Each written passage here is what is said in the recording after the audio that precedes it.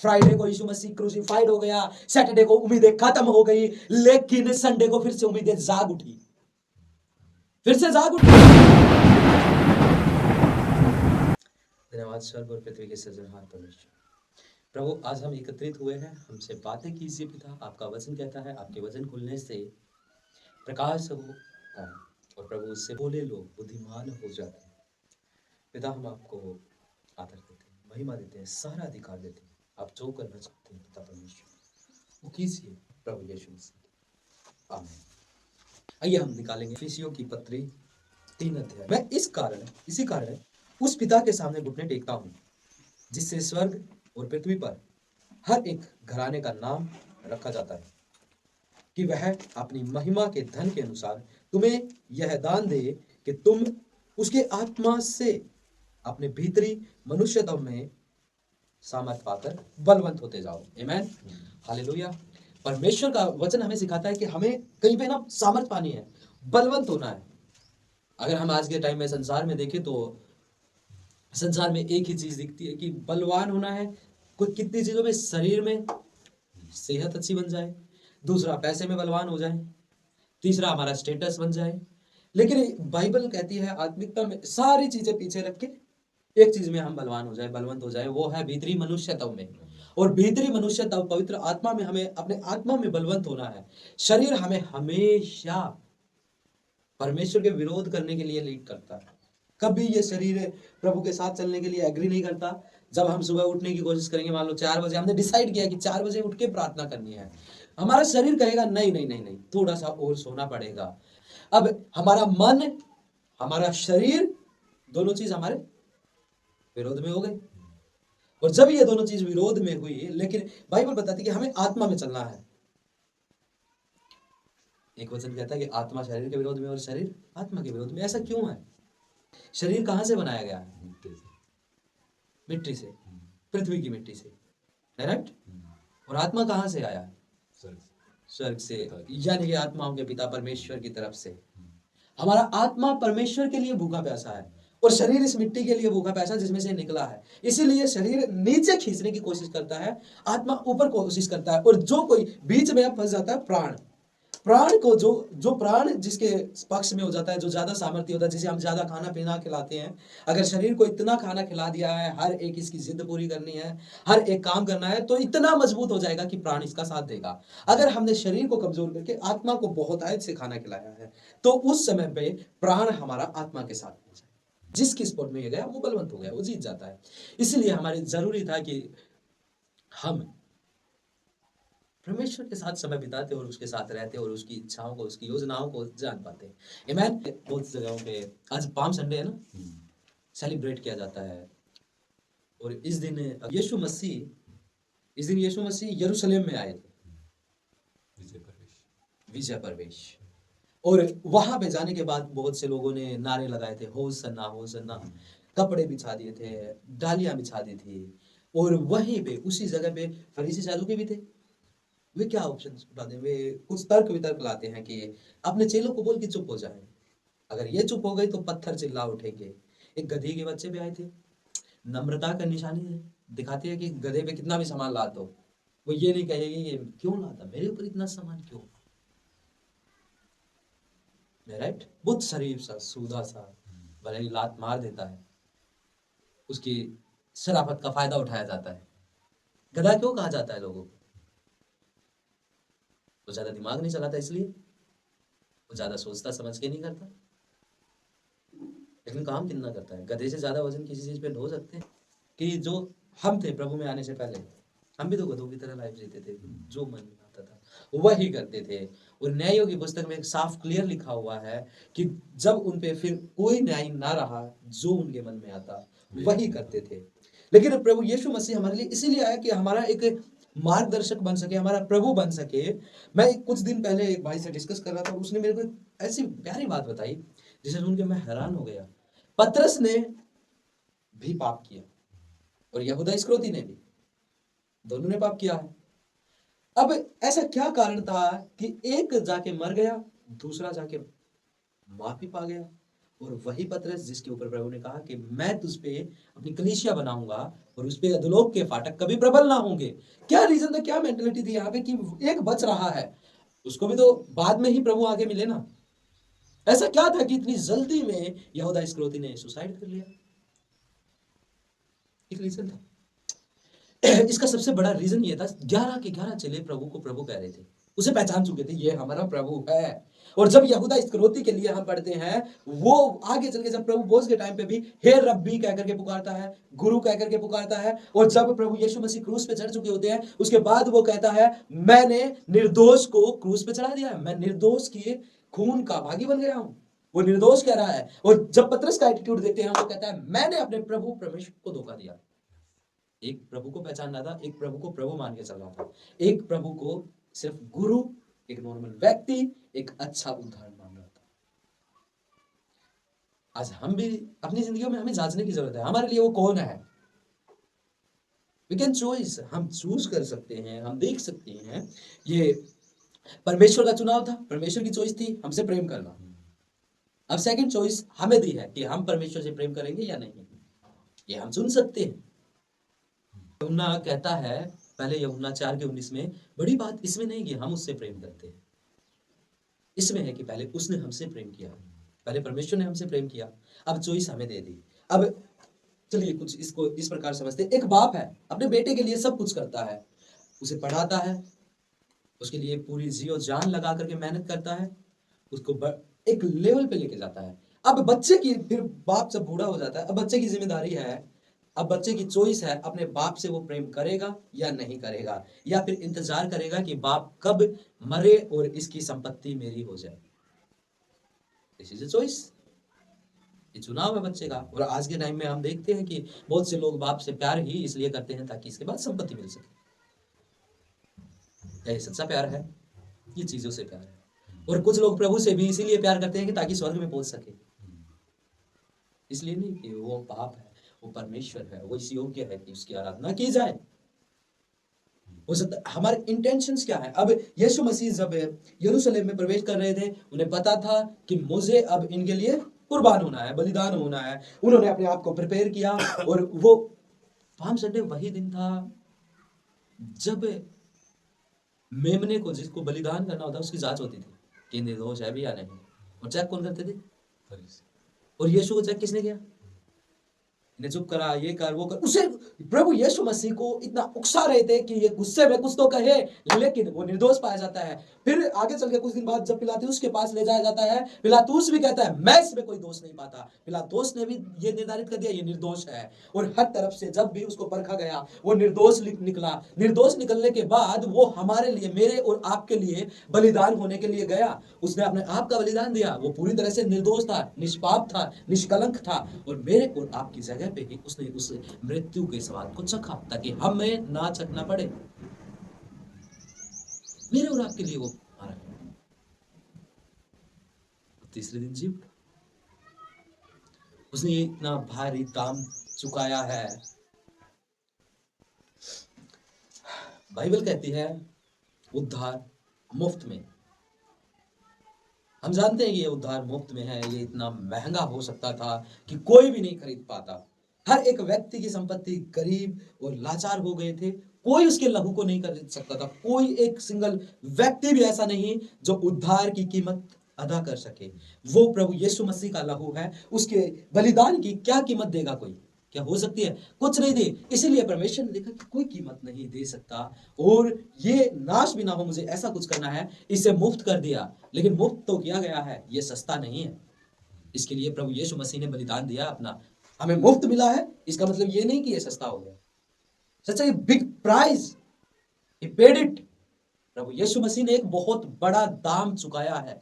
परमेश्वर ने एक बहुत बड़ा दाम चुकाया है। अपने एक लोते को दिया हमारे लिए एक लोते को दिया है। एक ही बेटा था, उसे भी दे दिया। वो प्रभु यीशु मसीह जिसके कंधे पे, जिसकी छाती पे यूहन्ना सर रख के सोता था, लेटता था, वही यूहन्ना जब प्रभु यीशु मसीह को प्रकाशित वाक्य में महिमा में देखता है, बाइबल कहती है वो अधमरा हो गया, वो महिमा को छोड़ के आया। ये कोई छोटी बात, ये हमारे लिए प्रिविलेज है कि प्रभु यीशु मसीह ने हमें अपने नाम को जानने का मौका दिया। और आज हम उसका सौदा कर देते हैं थोड़ी थोड़ी अभिलाषाओं में, थोड़े से पैसे में, थोड़े से कॉम्प्रोमाइज में, थोड़ी सी चीजों में आज उसका सौदा हम कर रहे हैं। नहीं तो ये यहोवा परमेश्वर वही परमेश्वर है जो पुराने नियम का है, उसी ने हमसे प्रेम किया।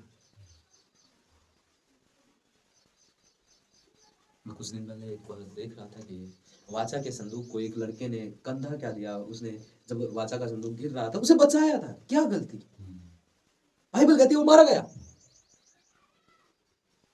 अगर ये गिर रहा है इसको कोई हाथ लगा दे, बच गया, अच्छा किया ना। और वही व्यक्ति मार दिया जाए परमेश्वर के द्वारा तो कैसा बुरा। बाइबल कहती है तुरंत मर गया।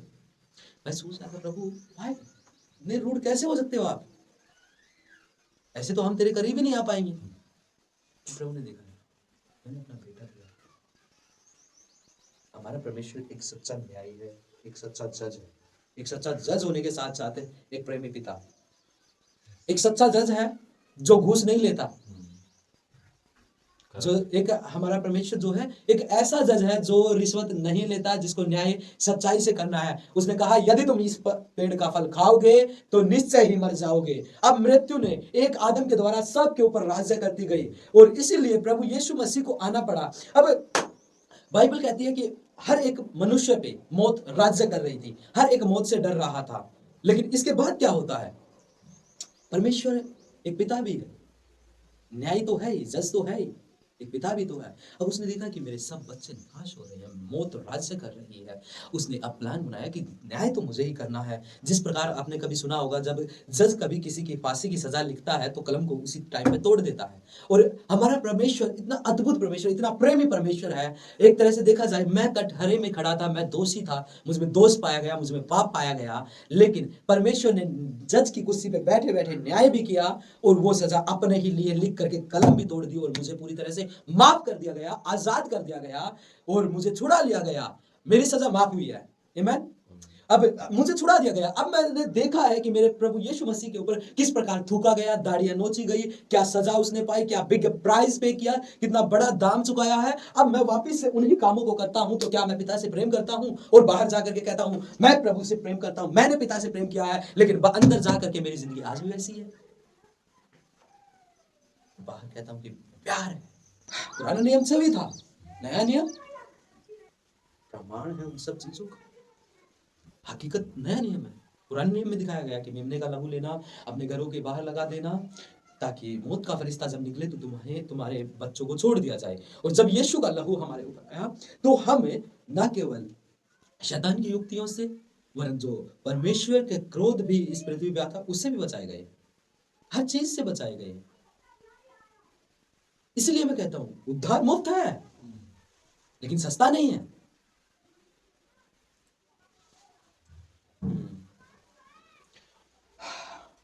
खुदा का प्रेम है कि हम बचाए गए, लेकिन उस प्रेम को अगर इतना ही हल्के में लिया जाए, इतना हमें सोचे नहीं कोई दिक्कत नहीं है, पिता तो प्रेम करता है। शैतान का सबसे बड़ा झूठ, पिता तो तुझसे प्यार करता है, आने से पहले तेरे को मिस कॉल दे देगा। आपको लगता है आने से पहले प्रभु बताएगा मैं आ गया?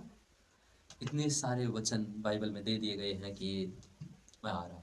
दुष्ट है वो दास जो कहता है मेरे स्वामी के आने में समय है, देरी कर रहा है, लेकिन देरी वो इसलिए कर रहा था कि हमें मन फिरा सके। अगर आज प्रभु आ जाए क्या फायदा, यहाँ हम बहुत कुछ पाले और फिर अनंत हम अपना वहां बिताए जो हमारे पिता ने कभी सोचा ही नहीं। हम चॉइस कर सकते हैं, हम लेना है नहीं लेना ये हमारी चॉइस है। जैसे हमारे देश में एक नियम है कि सबको पढ़ाई फ्री है, सबको स्टडी फ्री है। क्या सब पढ़ते हैं? नहीं। इसी प्रकार परमेश्वर ने उधार फ्री कर रखा है। अब लेना ना लेना हमारे ऊपर है। हम कह सकते हैं प्रभु मुझे नहीं चाहिए। अब देखा जाए तो उड़ाऊ पुत्र के उसमें भी तो ऐसा ही था, पिता ने उसे नहीं निकाला, वो भी विरासत का हिस्सेदार था। उसने ये तय किया कि मैं पिता के साथ नहीं रहूंगा, मैं बाहर जा रहा हूं। उसने बाहर जाना अच्छा समझा और वो बाहर गया और बाहर जाकर के उसे सूअरों के साथ खाना खाना पड़ा। घर के अंदर सिक्योरिटी है, घर के अंदर के वायदे हैं। बाइबल कहती है कि वे जब मौत का फरिश्ता निकला, क्या वो व्यक्तियों के नाम पहचानता था? क्या क्या चिन्ह दिया गया था? घर के बाहर लहू लगाना और अंदर रहना। अगर मेरे जैसा आपके जैसा होता कोई, अरे नहीं नहीं प्रभु मुझे जानता है, मैं बाहर जाएगा, और बाहर जाते तो मर जाते। राइट? आज भी यीशु का लहू है जो हमें बचाता है। क्यों हम इतने सिक्योर रह पाते हैं? क्योंकि यीशु का लहू है जिसने हमारे लिए बलिदान दिया, परमेश्वर का प्रेम है। उस बाइबल कहती है कि हम जब यीशु में विश्वास करते हैं, उसने हमारे बातों पे मोहर दी। मेरे को नहीं दिख रहा आपका मोहर, आपको मेरा नहीं दिख रहा, लेकिन आत्मिक दुनिया में दिख रहा है। क्या हम, शैतान क्यों आता है? जैसे ही हम यहाँ से प्रार्थना करके निकलते हैं, जैसे ही हम अभिषेक पा करके प्रभु की उपस्थिति में इंजॉय करके प्रभु से कुछ पा के निकलते हैं, तुरंत देखते हैं कि कोई तो आता है जो हमसे उस चीज को ले जाना चाहता है। एक जोय होता है हमारे अंदर, एक शांति होती है, और तभी उसके बाद जब हम अकेले होते हैं, अकेले होते ही कोई आता है और कुछ कुछ बातें करके उस चीज को ले जाता है। उसको पता है अगर ये रहा ये मेरे राज्य का नाश करेगा। छोटी छोटी लोमड़ियां पूरी ताक की बारी को नाश करते थे। अब बाइबल कहती है कि पाम संडे को यीशु मसीह आए, उसकी तारीफें की गई, उसे जांचा गया, वो निर्दोष निकला, निष्कलंक निकला। इसके बाद आफ्टर सम डेज वो हमारे लिए, मेरे लिए, आपके लिए बलिदान हुआ। उसने जब क्रूस को देखा तो वो घबरा नहीं गया, ओ ये क्या आ गया, ये तो मैंने एक्सेप्ट ही नहीं किया था, मैंने तो कोई पाप नहीं किया। पिलातुस कहता तू मुझसे बात क्यों नहीं कर रहा? मेरे पास अधिकार है तुझे छोड़ने का भी और मारने का। तुझे अगर ये अधिकार तुझे ऊपर से ना मिला होता तो तुझे कोई अधिकार नहीं है, ऊपर से मिला है। और प्रभु यीशु मसीह एक उस मेमने की तरह बिना बोले बिना कुछ कहे शांत बिल्कुल जा रहे थे उसके पीछे, उस क्रूस की तरफ जा रहे थे, उस गतसमनी के बाग की तरफ है कि मैं और आप बचाए जा सके। और उसने अपना प्रेम वहां पे दर्शाया। कुछ लोग कहते हैं फ्राइडे, इस गुड फ्राइडे को, प्रभु यीशु मसीह को गुड फ्राइडे क्यों कहा जाता है? कईयों का ये मानना है ये तो बुरा शुक्रवार होना चाहिए कि कोई निर्दोष मरा है। इसको अच्छा शुक्रवार क्यों कहा गया है? अच्छा शुक्रवार इसलिए कहा गया है क्योंकि इस दिन हमारे परमेश्वर ने अपनी संतानों को पा लिया, एक प्राइस पे कर दिया गया। क्रूस सिर्फ प्रेम की निशानी नहीं है, मेरे और आपसे प्रेम किया गया, क्रूस निशानी है न्याय की भी। अपने ही बेटे के ऊपर जिसने कोई पाप नहीं किया, जिसने कोई दोष नहीं दिया, उसे ही अकेला छोड़ दिया गया। वो क्रूस पर अकेले सब कुछ भुगत रहा था। वो ये दिखा रहा था कि परमेश्वर का न्याय सच्चा और सिद्ध है, वो किसी का पक्षपात नहीं करता। और जब उसके बेटे पे ही, प्रभु यीशु मसीह पे ही पिता का क्रोध भड़क रहा था, तो सोच के देखिए उनके ऊपर कितना भड़केगा जिन्होंने उसके इकलौते बेटे को रिजेक्ट किया। राइट? अब प्रभु यीशु मसीह बलिदान हुए, सब लोग सोच रहे होंगे ओ ये क्या हुआ, बड़ा दुखद समाचार मिला होगा उन्हें।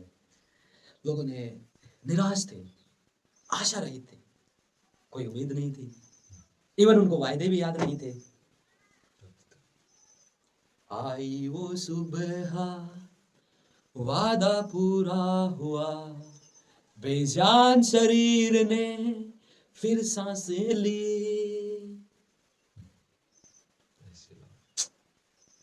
हो सकता है आपकी जिंदगी में शनिवार चल रहा हो, लेकिन तैयार रहे, एतवार आने वाला है, रविवार आने वाला है। फ्राइडे को यीशु मसीह क्रूसिफाइड हो गया, सैटरडे को उम्मीदें खत्म हो गई, लेकिन संडे को फिर से उम्मीदें जाग उठी, फिर से जाग उठी। यही तो था, शुक्रवार को यीशु मसीह मार दिए गए, कब्र में दफन कर दिए गए, शनिवार को कोई उम्मीद नहीं थी, सब सोच रहे होंगे क्या हुआ, क्या होगा आगे, सब नष्ट हो चुका था। लेकिन संडे आया और यीशु मसीह की कब्र खाली मिली और उस बेजान शरीर ने फिर से सांसें ली। और पहले मौत सोच रही होगी कि हाँ मैंने इसको मार डाला है, मैंने मसीह पे भी राज्य किया है, लेकिन हालेलुया बाइबल बताती है कि उस मुर्दा शरीर ने सांसें ली और मौत ने भी सोचा होगा ये क्या हुआ, आज के बाद मैं डिफीटेड हो गई, मैं हार गई। और अब बाइबल कहती है जितने उस पर विश्वास करेंगे वे ना मरेंगे, वरन जीवित रहेंगे। पुनरुत्थान की देह हम प्राप्त करेंगे। जरूरी क्या है? हम उसके पीछे चले, उस पर विश्वास करें। हो सकता है हम भी कई जगहों पे ऐसे हैं हालात देख रहे हो, होता है ना कई बार कि हमारे हालात मर जाते हैं, कोई उम्मीद नहीं दिखती। मैं आज आपको प्रभु यीशु मसीह के नाम से कहता हूं कि जिन जिन जगहों पे हालात मरे हुए हैं, विश्वास कीजिए आज हो सकता है शनिवार हो, लेकिन बाइबल कहती है उसी ने, पवित्र आत्मा ने मसीह को मुर्दों में से जिलाया। इससे बड़ा कोई काम हो सकता है क्या? अब वही पवित्र आत्मा, मैं ये बिलीव करता हूं, हमारे मरे हुए हालातों को वही पवित्र आत्मा जिलाएगा। Waiting time is the killing time. इंतजार का समय खत्म करने का समय होता है। ये क्या खत्म करता है? ये खत्म करता है मेरी उम्मीदों को, ये खत्म करता है मेरे भरोसों को, ये खत्म करता है इंसान पे जो मैंने उम्मीदें लगाई है उन सब चीजों को। लेकिन जब हमारी उम्मीदें परमेश्वर पे आके टिक जाती हैं, ओ मैं वायदा करता हूं, मैं यीशु के नाम से कहता हूं, परमेश्वर कभी धोखा नहीं दे सकता। आमीन। पाम संडे को आया, गुड फ्राइडे को बलिदान हुआ, शनिवार को रेस्ट, सब चिंतित, लेकिन एस्टर को संडे को जी उठा। वो यहां नहीं है, वो अपने वायदे के अनुसार जी उठा है। हालेलुया। और फिर वो कई लोगों को दिखाई दिया, चेलों को कहा कि यहां इकट्ठे रहो और प्रार्थना करो ताकि पवित्र आत्मा तुम पे उतरे। पवित्र आत्मा हमसे चाहता है कि हम उससे भरे रहे। पवित्र आत्मा, वही पवित्र आत्मा। अब हमारे लिए खुशी की क्या बात है? वही पवित्र आत्मा जो यीशु को मिला, वही हमें मिला। अब भरना कितना है ये हम डिसाइड करेंगे, प्रभु डिसाइड नहीं करेगा। कई लोग कहते हैं किस्मत के भरोसे सब कुछ है। प्रभु ने इस संसार को कितनी चीजों से बनाया है? प्रभु ने इस संसार को, सब चीजें जो दिखती हैं, कितनी चीजों से बनाया है? 3 चीजें थी, परमेश्वर, उसका वचन, पवित्र आत्मा ने वचनों को लिया, क्रिएट कर दिया। मुझे और आपको क्या दिया है? परमेश्वर का वचन और अपना पवित्र आत्मा। उससे भरो और जाओ, कहानी लिखना चाहो लिखो। आमीन। हम परमेश्वर पे दोष नहीं दे सकते कि परमेश्वर ने शायद मेरी जिंदगी में यही सोचा होगा, यही किया होगा। नहीं नहीं सर, ये हमारी चॉइस होती है। लास्ट टाइम मैं जब प्रीच कर रहा था कि क्या 2 पैसे में गोरैया नहीं बिकती, उन वे भी तुम्हारे पिता की इच्छा के बिना उनमें से भी एक भी गिर नहीं सकती, मर नहीं सकती। आमीन। इतनी सस्ती होती है ये, 1 पैसे की 2 गोरैया। और आगे जब हम इसी को लूका में पढ़ते हैं तो 5 गोरैया मिलती हैं, आधा पैसा भी नहीं वैल्यू। और सोच रहा था, प्रभु कह रहा हो, जब मुझे इनकी इतनी चिंता है तो तेरी कितनी होगी। हमारे लिए प्रभु ने एक बलिदान दिया है। अब हम जरूर रहेंगे उसके साथ से, उसके करीब रहे, हाथों में रहे। इंसान क्या क्या, कौन सी 2 चीजें खोने से डरता है सबसे? पैसा और जिंदगी। दोनों चीजों को प्रभु ने पहले ही कह दिया। कितना कैजुअल होकर बोला, उनसे मत डरना। इनसे प्रभु, जो तुम्हें सिर्फ मार सकते हैं, क्या करेंगे? मार ही नहीं। ऐसा लग रहा है प्रभु मौत को कह रहे हैं, ये क्या है? कुछ भी नहीं है। जो व्यक्ति प्रभु से डरता है फिर वो किसी से नहीं डरता, और जो प्रभु से नहीं डरता वो फिर सब चीजों से डरता है। जो व्यक्ति प्रभु से नहीं डरता वो सब चीजों से डरेगा। छोटी सी बीमारी आ जाए, छोटा सा बिगड़ जाए, लेट हो जाए, बॉस क्या कहेगा, वो हर चीज से डरेगा, इवन सपनों से भी डरेगा। और जो प्रभु से डरता है उसके सामने गोलायत भी आ जाए तो भी वो कहेगा मैं प्रभु की सामर्थ से तुझे भी मारूंगा। उनके सामने, जो प्रभु से डरते हैं, उनके सामने यदि नबूकदनेस्सर जैसे व्यक्ति भी आ जाए, राजा भी अगर उनके सामने विद्रोही बन के आ जाए, तो भी वे खड़े रहते हैं दृढ़ता से और कहते हैं हम परमेश्वर से डरते हैं और हम जानते हैं वो छुड़ाना जानता है। आप जब कभी भी हम इस बाइबल में देखते हैं, जितने व्यक्ति परमेश्वर से डरते हैं वे फिर किसी से डरे नहीं, जरूरत ही नहीं पड़ी। प्रेरित पौलुस को ले जाया जाता था, कई जगहों पे घसीटा जाता था, वो प्रभु से डरता था, इसलिए लोगों से कभी डरा ही नहीं, और इसीलिए वो इतना यूज हो पाया। अगर आज मैं और आप निर्णय करें कि हम प्रभु से डरेंगे तो प्रभु हमारा यूज कर पाएगा। अगर हम अपने हालातों से, चिंताओं से डरेंगे तो कुछ नहीं हो सकता। अगर अब हमारा ये निर्णय है, अब हम चूज कर सकते हैं अपने हालातों से डरना है या फिर आपसे डरना है, किस चीज से डरना है, या लोगों से डरना है, या फिर खुद से डरना है, या फिर फाइनेंशियल क्राइसिस से डरना है, या फिर बीमारियों से डरना है, या फिर डरना है उस परमेश्वर से, या फिर डरना है यीशु मसीह से। ये हमारी चॉइस है। अगर हम प्रभु से डरेंगे, ओ विश्वास कीजिए सब डरों को खत्म कर देगा। एक ही डर होना चाहिए, वो है हमारे परमेश्वर का, वो भय जो यीशु मसीह ने माना। आमीन। आइए हम दुआ करें। पिता, हमने जाना कि हमारे लिए आप आए, बलिदान, हमसे प्रेम किया, अद्भुत प्रेम, महान प्रेम, और हमें अपने आत्मा से भरने के लिए पिता होने दे कि हम आपसे डरें, आपका डर लेकर के चलें। Thank you. आज के वचन के लिए धन्यवाद पिता। आपने जो कुछ हमें सिखाया उसको हम कैरी कर सके। तो आज तूने प्रभु जी अपने वचनों से, पवित्र आत्मा से हमें भरा है प्रभु। शैतान इन्हें चुराने ना पाए। हम हर एक पे प्रभु जी तेरे लहू से, इस संगति पे तेरे आत्मा और तेरे अभिषेक हमेशा बना रहे प्रभु जी। मैं दुआ करता हूँ हर बीमारियों को यीशु मसीह के नाम से प्रभु, जहाँ तेरी उपस्थिति है वहाँ शैतान की कोई औकात नहीं रुकनी है प्रभु जी। I command as your servant lord, leave every sickness in the name of Yeshua. प्रभु जी मैं धन्यवाद देता हूँ आपको कि आप प्रार्थनाओं को हमेशा सुनते हैं। Thank you Lord. मैं ईश्वर को हर चीज़ों को, हर बातों को आपके हाथों में सौंपता हूँ। तो प्रभु कहते हैं हम तुझ में हो तो हमें पाया जाए। यस लॉर्ड, हम आप में पाए जाएं और आप हमें पाए जाएं और हमारी जिंदगी से आपकी मर्जी पूरी हो सके। Thank you Lord. प्रभु से अपने लोगों को आशीष दे, अपने लोगों को अपने जैसा बना। हमें प्रभु जी सोल्स विनर बना, हमें तेरे अनुग्रह में बढ़ा प्रभु। हमें अपने भय से भर दे कि हम तेरा भय मान सके, तुझसे प्रेम कर सके। धन्यवाद पिता, आपने ऐसा किया क्योंकि हमने आपसे ये प्रार्थना आपके प्यारे बेटे हमारे उद्धार करता प्रभु यीशु मसीह के नाम से। आमीन। अब हमारे पिता का प्रेम, प्रभु यीशु मसीह का अनुग्रह, पवित्र आत्मा की सहभागिता हम सबके साथ यीशु के दूसरे आगमन तक बनी रहे और बढ़ती रहे। और सबने कहा आमीन आमीन आमीन। Praise the Lord.